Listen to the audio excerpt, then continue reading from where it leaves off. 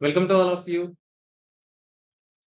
This YouTube channel delta classes concept of maths class एमआरवी में था। आप सभी का स्वागत है इस YouTube चैनल पे। हमने पढ़ाई की सीरीज में हमारा आज अभी तक 8वां चैप्टर जो चल रहा था उसमें हमने अभी तक 3 लेक्चर कवर कर लिए। आज हमारा 4th लेक्चर रहेगा। इसमें हम एडवांस लेवल के थोड़े कंसेप्चुअल और एनालिटिकल वे में क्वेश्चंस हैं वो करने वाले हैं। Sorry for delay this lecture क्योंकि थोड़ा बिजी था लास्ट वीक में। चलते हैं बिना टाइम वेस्ट किए हमारे लेक्चर की ओर। देखो क्वेश्चन है हमारा 31 a plus B ratio b plus c plus a equals to 6:7:8 and a plus b plus equals to 14 then find the value of c। a plus b plus अनुपात b plus c अनुपात c plus a का बराबर 6:7:8 है और a plus b plus c की value 14 है। c का मान आपको ज्ञात करना है। देखो कैसे सोल्व करना है। अनुपात का मतलब मैंने बताया कोई वास्तविक वैल्यू नहीं होती है, आपको बेसिक में बताया कोई वास्तविक मान नहीं है ये। ठीक है, उसको एक वैल्यू को कोई सी एक संख्या को दूसरी संख्या से कंपेयर करके अनुपात लाया गया है। ठीक है, तो a plus B B plus C और c प्लस ए ये किसके बराबर है, ये किसके बराबर है 6:7:8। मतलब a प्लस बी का अनुपात 6 है, b प्लस सी का 7 है और c प्लस ए का 8 है। ठीक है, और a प्लस बी प्लस सी इसकी टोटल वैल्यू कितनी है 14 है। अब देखो यहां से हमें a प्लस बी प्लस सी बराबर 14 आपको दिया हुआ है और यहां से इसका रेशियो दिया हुआ है, तो हम इसको ये चीज मान सकते हैं कि भाई हाँ 6:7:8 है, तो इसका मान के मान सकते हैं हम इसको। ठीक है, इसको हमने माना कि भाई हाँ इसकी वैल्यू क्या आ जाएगी 6 के 7 के 8 की, क्योंकि एक रेशियो में है ना इसलिए हमने एक फिक्स डिजिट मान लिया, यहाँ पे फिक्स कुछ भी मान लिया, मान x कोई जगह k मान लिया। ठीक, अब ये पहले रेशियो में था, अब ये वैल्यू बन गई k लगाते ही। ठीक, अब यहाँ से आप a plus B plus C plus a करोगे तो ये टोटल कितना हो जाएगा आपका 6 प्लस 7 प्लस 8 के। ठीक है, तो यहां से आपकी क्या वैल्यू निकल के आएगी 2a plus B plus C equal to 8 and 750 plus 621। ठीक है, यहां से a plus B plus C की वैल्यू कितनी है आपकी 21/2 के।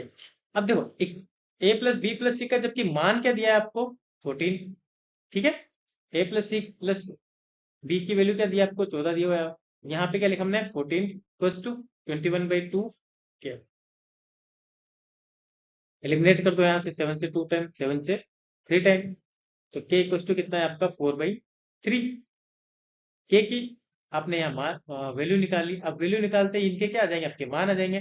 अब a plus B plus C की वैल्यू 14 है और यहाँ से c का मान निकालना है आपको, तो a प्लस बी ढूंढो। इसमें a प्लस बी कितना है आपका 6 के, तो a प्लस बी की वैल्यू कितनी आ जाएगी आपकी 6 के, और 6 के की जगह क्या लिखा आपने 4/3, कितना आया 8। तो मतलब a प्लस बी की वैल्यू कितनी आ गई ओरिजिनल में 8, a plus B plus C की वैल्यू कितनी है आपकी 14। ठीक है, वैल्यू किसकी निकालनी है सी की, इसमें से इसको माइनस कर दो, क्या बचेगा आपका सी बराबर 14 माइनस 8 इक्वल टू 6।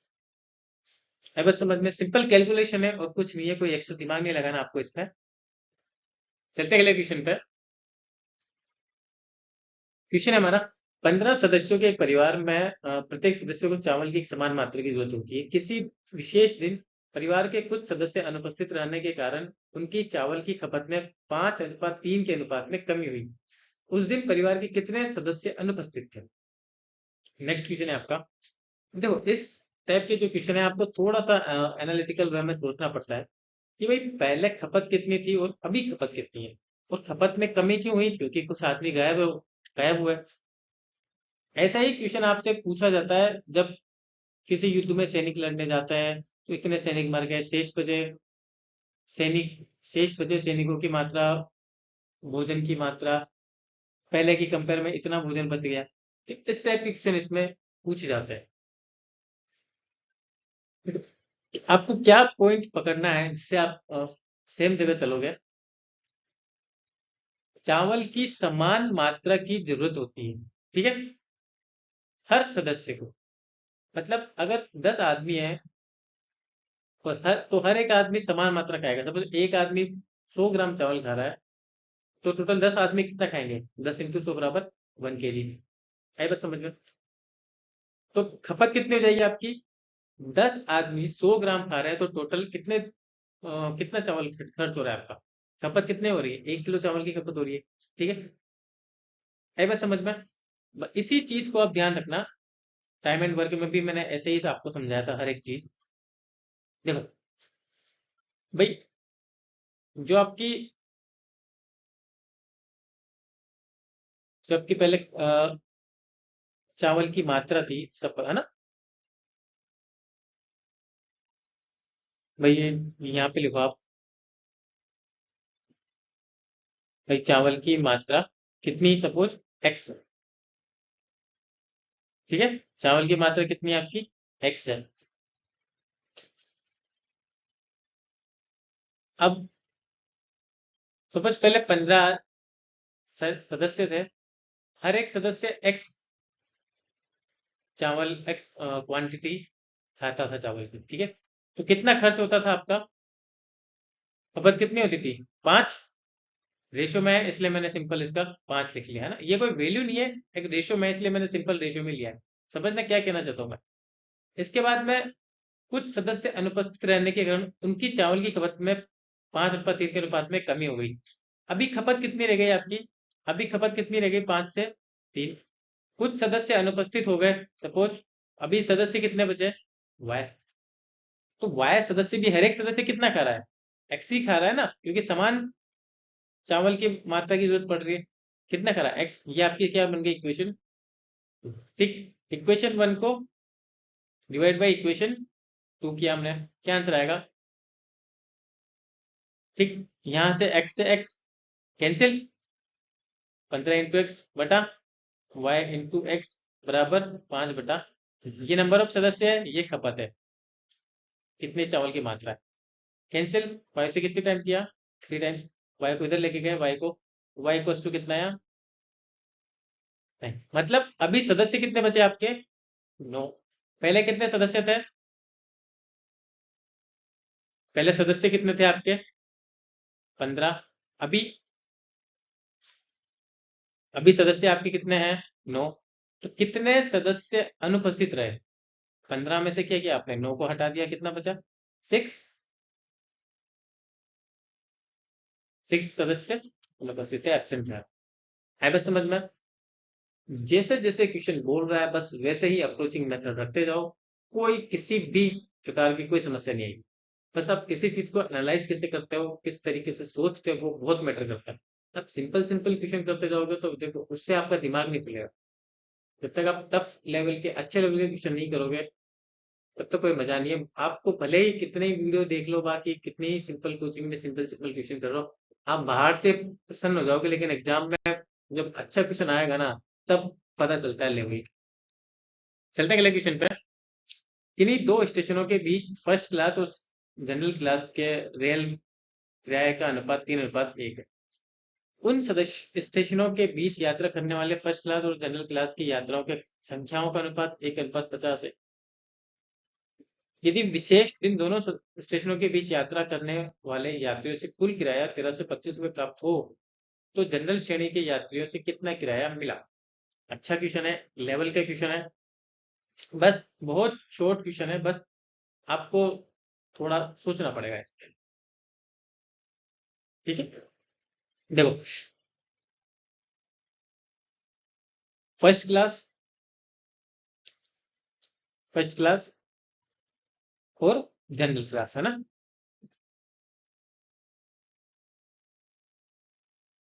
अगर मैं फेयर की बात करूं, फर्स्ट क्लास वाला फेयर कितना दे रहा है?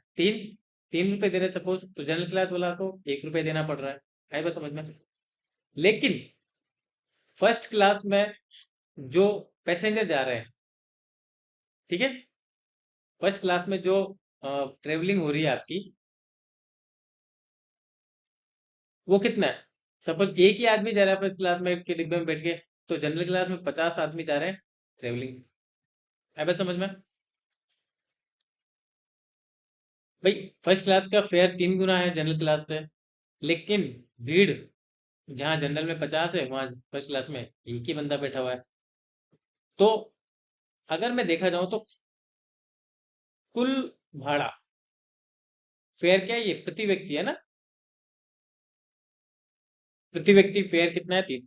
कुल भाड़ा, कुल भाड़ा अगर मैं बोलूँ, ये रेशियो में है, इसको इसका वैल्यू में कन्वर्ट कर लो, क्या लिख सकते हो आप यहाँ पे, 3x इंटू एक्स।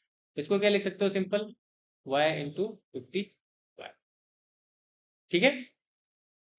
अब यहाँ पे देखो, सिंपल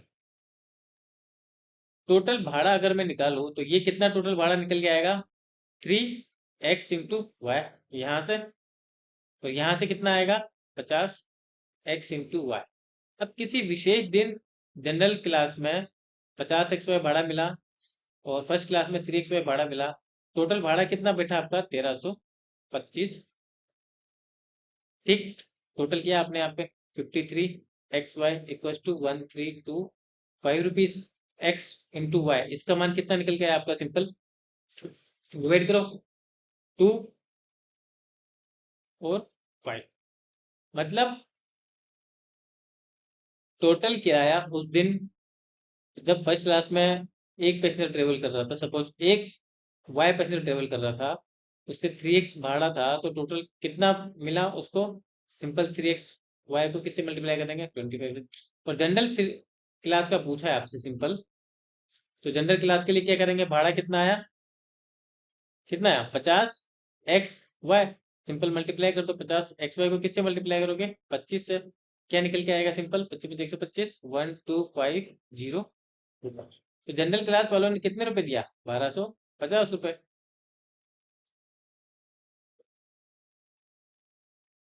चलते अगले क्वेश्चन पे, आई होप समझ में आया होगा आपको क्वेश्चन। बहुत इजी क्वेश्चन है और कुछ नहीं, सिंपल आपको सोचना है किस तरीके से क्वेश्चन किया हमने।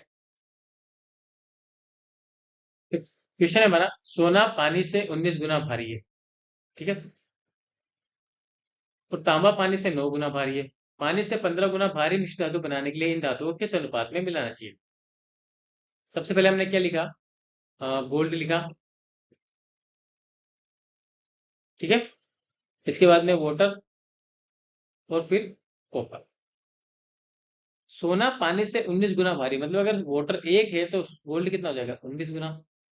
कॉपर 9 गुना भारी है वाटर से, ये कितना हो जाएगा, 9।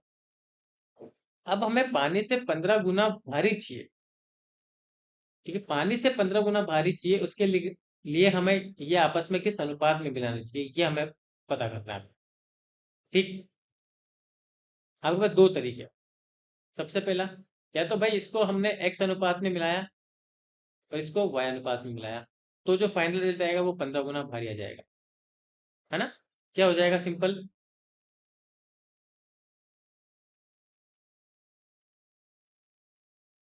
19 को किस अनुपात में मिलाया, x में, तो 19x प्लस इसको किस अनुपात में मिला, y अनुपात में, तो 9y बटा टोटल कितना है, x प्लस बराबर कितना गुना होना चाहिए, 15 गुना भारी। ठीक, सेटिस वैल्यू सेटिस्फाई किया, इसको मल्टीप्लाई किया, क्रॉस मल्टीप्लाई, तो 19x प्लस 9y बराबर 15x प्लस 15। x को इधर लेके आया, y को इधर लेके आया, ये कितना हो गया आपका, 4x बराबर 6y, तो x बटा y बराबर 3 बटा, तो मतलब 3 रेशियो। दूसरा तरीका है आपका, भाई वाटर से 15 गुना भारी है, तो गोल्ड और कॉपर एलिगेशन मिक्सचर जिसे कहते हैं हम, वो लगाएंगे हम यहाँ पे। वाटर से 15 गुना भारी है, तो मतलब सिंपल एवरेज क्या निकाली हमने, 15, माइनस किया इसमें से, ये कितना जाएगा, -6, ये कितना जाएगा, -4, माइनस से माइनस कैंसिल, 6, मतलब 3 ratio.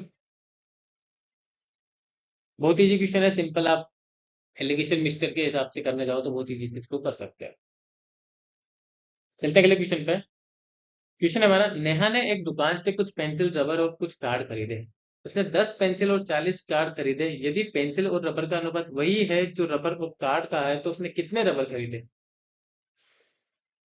Neha bought some pencils, erasers and cards from a shop. She bought 10 pencils, 14 card. If the ratio of the pencil and eraser is the same as the that of the eraser and card, in how many erasers did she buy? जब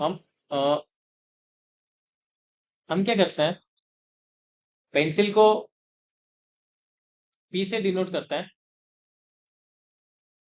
और card को हम करते हैं किससे, C से, और rubber को हम करते हैं इरेजर, है ना। मतलब इसे हम रबर, इसको करते हैं R से। 10 पेंसिल खरीदी, 40 कार्ड खरीदे। क्वेश्चन क्या है कि यदि पेंसिल और रबर का अनुपात वही है, पेंसिल बटा रबर का अनुपात वही है जो रबर और कार्ड का है, ये आपको गिवन है। ये देखो लाइन यहां से पढ़ो आप, यदि से कार्ड का है ना, ये वाली लाइन आपने पढ़ी। सिंपल इसको सिंप्लीफाई किया हमने, इसको इधर मल्टीप्लाई, इसको इधर मल्टीप्लाई, तो क्या आया, आर स्क्वायर बराबर आर इंटू सी। अब देखो पेंसिल कितनी है आपकी 10, कार्ड कितने आपके 40, वैल्यू रखो यहाँ पे, आर बराबर ये पी है आपका ना, पी कितने आपके 10, कार्ड कितने 40, आर बराबर स्क्वायर रूट 40, आर बराबर कितना है आपका 20। तो रबर कितना है आपका, मतलब बहुत इजी क्वेश्चन है, सिंपल, आई होप समझ में आया होगा आपको। चलते हैं अगले क्वेश्चन पे। एक त्रिभुज के कोण समांतर श्रेणी में है और सबसे बड़ा कोण सबसे छोटे कोण का 2 गुना है। रेडियन माप में कोणों का अनुपात कितना है। त्रिभुज के कोण, देखो समांतर श्रेणी में जब भी हम कोई पद लेते हैं, समांतर श्रेणी में अर्थमेटिक प्रोग्रेस है ना,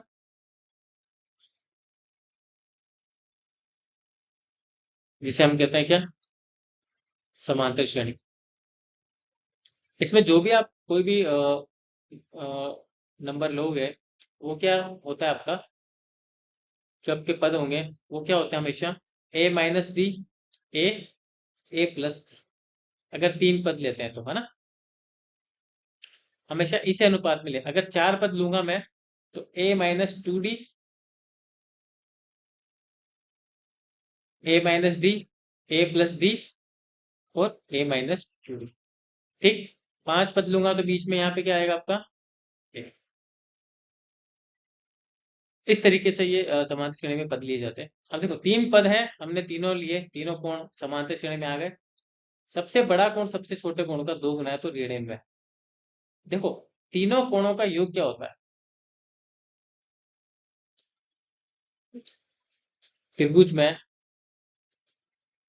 तीनों कोणों का योग क्या होता है आपका 180। इसको इसको इसको टोटल किया आपने, क्या आया, a plus D plus A plus, ये देखो ये लंबा करने का फालतू तरीका है, वरना शॉर्ट में इसको सीधा आप डायरेक्टली लिख सकते हो, 3a, है ना, इससे ये कैंसिल, 3a बराबर 180 और a बराबर होता है आपका 60। ठीक, अब बोला कि सबसे बड़ा कोण सबसे छोटे कोण का दोगुना है, सबसे बड़ा कोण सबसे छोटे कोण का दोगुना है। 180 में से 60 गए तो कितना बचा आपका 120। ठीक, अब 120 को, एक कोण ए है तो दूसरा क्या होगा दुगुना। ठीक है, मतलब जो 2 कोण बचे हैं वो क्या हो जाएगा टोटल 3 है, और ये किसके बराबर 120 के, तो ए बराबर कितना आ गया आपका, मतलब x मान सकते हो आप, यहाँ पे x है, दूसरा कितना है उसका दुगुना है, 3x बराबर कितना आ गया 120, तो x बराबर 40, मतलब एक कोण 40 होगा तो दूसरा ऑटोमेटिक कितना हो जाएगा 80। आए बात समझ में। तो आपके तीनों कोण क्या आएंगे,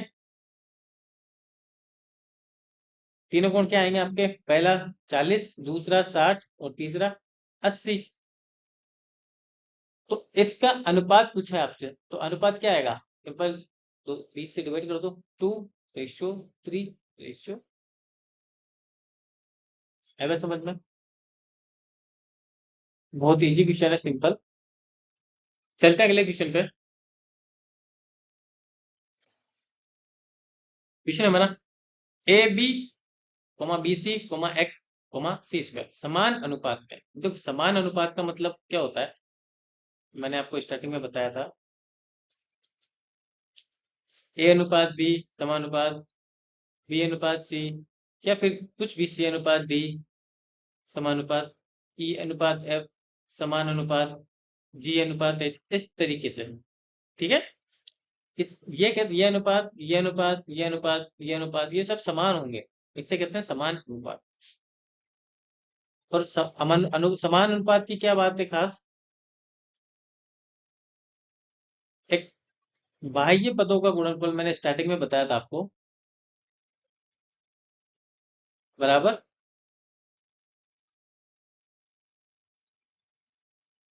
ठीक है, मल्टीप्लीकेशन ऑफ आउटर फैक्टर है इनर फैक्टर।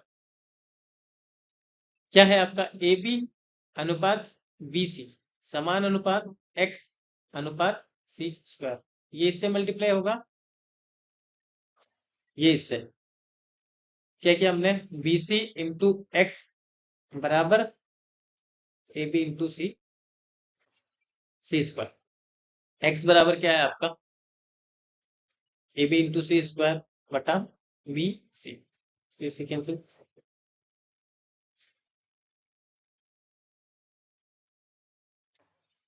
आई होप समझ में आया होगा आपको। चलते हैं अगले क्वेश्चन पे। क्वेश्चन है हमारा, एक व्यक्ति ने अपने पेन चार व्यक्तियों में 1/3 1/4 1/5 और 1/6 के अनुपात में बांटे, तो उस आदमी के पास पेनों की न्यूनतम संख्या कितनी होनी चाहिए। ये क्वेश्चन आप पहले खुद ट्राई करो, फिर उसके बाद में इसका सॉल्यूशन देखना। बहुत इजी क्वेश्चन है, बस थोड़ा सोचना है आपको और कुछ नहीं करना है। देखो, मैंने आपको क्या बताया, अगर स्टार्टिंग में एक होता है अनुपात, ठीक है, एक दशमलव वाला अनुपात,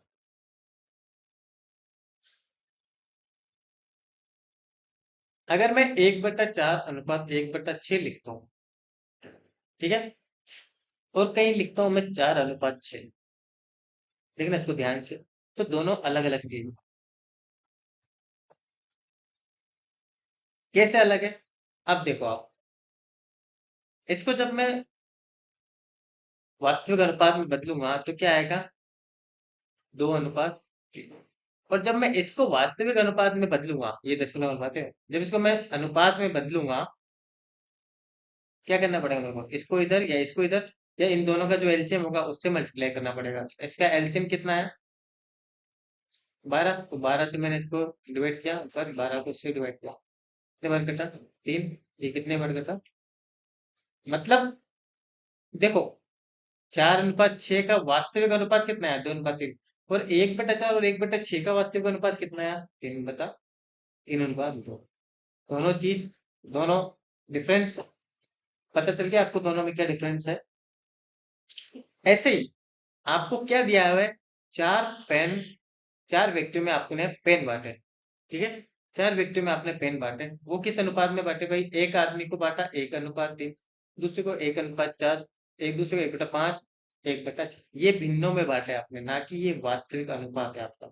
आप क्या करोगे, इसको वास्तविक अनुपात में बदलोगे। ठीक है, कैसे बदलेंगे, क्या बताया मैंने, इनका जो एलसीएम है उससे मल्टीप्लाई कर दो, इनका एलसीएम कितना है, ठीक है, 60 से मल्टीप्लाई किया, 60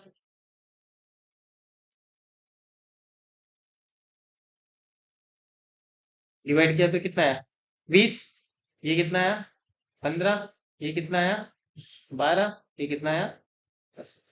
अब ये वास्तविक अनुपात आया, देखा जाए तो ये वास्तविक अनुपात के साथ साथ एक संख्या भी है, वास्तविक संख्या भी है। क्यों संख्या है वास्तविक, क्योंकि पेन भिन्न में नहीं होके कुछ राशि में तो होंगे ही होंगे आपके। सपोज किसी आदमी को 20 पेन दे दिया आपने, किसी को 15 दे दी, किसी को 12 दे दिए, किसी को 10 दे दिए, दे दिए, तो वो क्या है, वो एक उस वास्तविक अनुपात भी है उनका, और पेनों की संख्या भी है। भाई, आप मेरे कहने का मतलब समझ रहे होंगे क्या कहना चाहता हूँ मैं। अगर ये वास्तविक पेन ही है, अगर इसी अनुपात में आपने दिए हैं, मिनिमम इतना तो होगा ही होगा उनके पास, बटेंगे तो वास्तविक मिनिमम इतना अनुपात तो होगा ही होगा उनके पास। तो मिनिमम पेन कितने निकल के आएंगे आपको, सिंपल ऐड कर दो।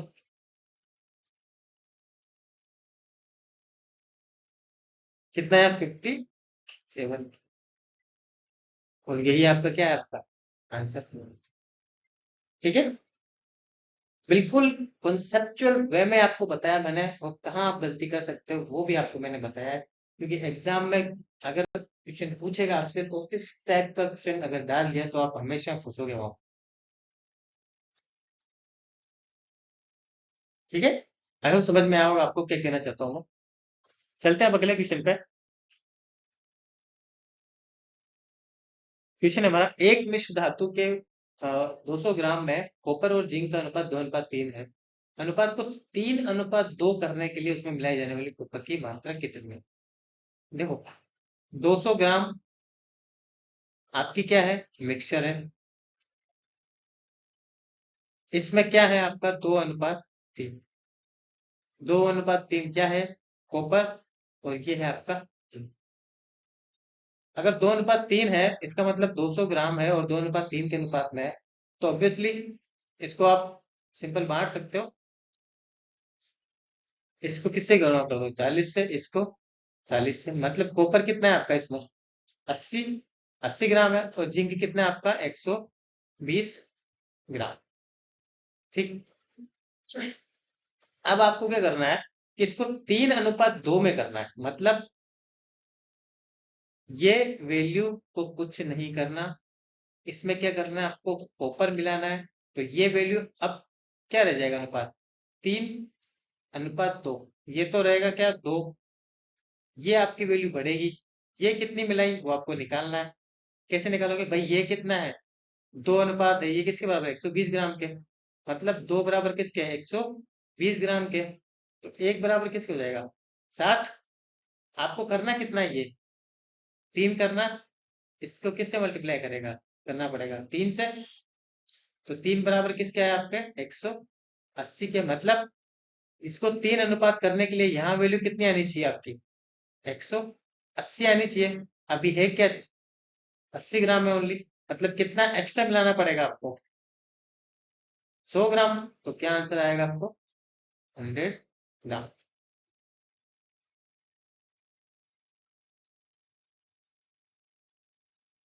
आई होप बिल्कुल स्टेप बाय स्टेप मैंने आपको समझाया है। ठीक है, पहले 80 ग्राम था, अब वो 180 ग्राम बनाना है। इस तभी वो 3:2 में आएगा। जब 180 ग्राम बन जाएगा, ये तो कितना आ जाएगा, 180। ये कितना रह जाएगा, 120। क्या आएगा, 3:2, क्योंकि 60 से काटोगे 3 बार, 60 से तो। चलते हैं अगले क्वेश्चन पे।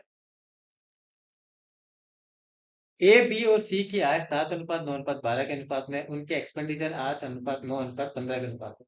यदि ए अपनी आय का 1/4 भाग बचाता है तो ए बी सी की बचतों का अनुपात क्या है। देखो, इसको भी अ, अच्छे लेवल से करने वाले हैं क्वेश्चन को।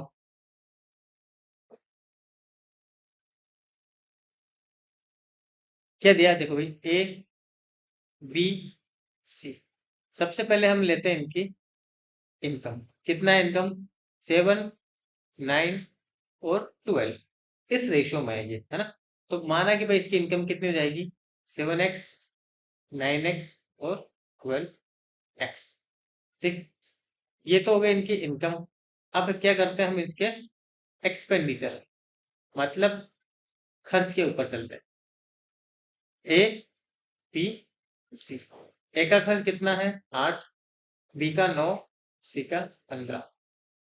ठीक है, माना कि भाई एक्सपेंडिचर कितना है, 8 के, 9 के और 15। देखो, ये इनमें से एक चीज तो एलिमिनेट करनी है अपने, क्यों, क्योंकि एक्सपेंडिचर और इनकम है तो आपको सेविंग का कहीं ना कहीं ऑप्शन शो करेगा, तभी आप इसको सेटिस्फाई कर पाओ। तो सेटिस्फाई करोगे तभी ये क्वेश्चन हो पाएगा, अदरवाइज क्वेश्चन कहीं नहीं होगा, यही पड़ा रहेगा क्वेश्चन। इसीलिए उसने क्वेश्चन में क्या दिया आगे, यदि ए अपनी आय का 1/4 भाग बचाता है ठीक है, क्या है? ए ए अपनी आय का 1/4 भाग बचाता है। बस ये लाइन ही बहुत है हमारे लिए। मतलब ए का खर्च कितना हो जाएगा? अपनी इनकम का 3/4 खर्च। ठीक है, क्यों ये क्यों लिखा मैंने? क्योंकि हमें खर्च भी दिया है दूसरा। ठीक है, सेविंग नहीं दी। सेविंग तभी निकलेगी जब हम इनकम में से एक्सपेंडिचर माइनस करेंगे तो सेविंग निकलेंगे। ठीक है, अगर हम अपनी आय का 3/4 भाग निकाल लें तो ऑटोमेटिक ही क्या निकल जाएगा? एक्सपेंडिचर, क्योंकि हमें इनकम ही दी है। तो ए का खर्च क्या है आपका? 3/4 इंटू आय का, आय कितनी है? 7x। और ए का खर्च कितना दिया हुआ है आपको? 8 के। ये किसके बराबर है? 8 के।